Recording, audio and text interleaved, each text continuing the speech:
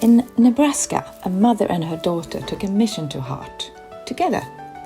When Lara Halpin began protecting rare riverbank birds in 2016, her daughter Larkihn didn't just watch, she joined in.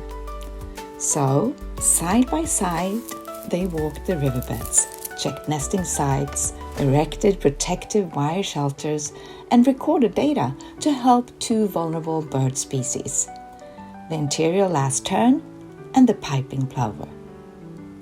For Larkihn, it wasn't just volunteering, it was the best summer she ever had. And for all of us, it's a reminder. When love, curiosity, and shared purpose come together, things start to happen. Not just for us, but for the creatures we share this planet with. So, families working together, learning, caring, and taking action, both people and nature will flourish.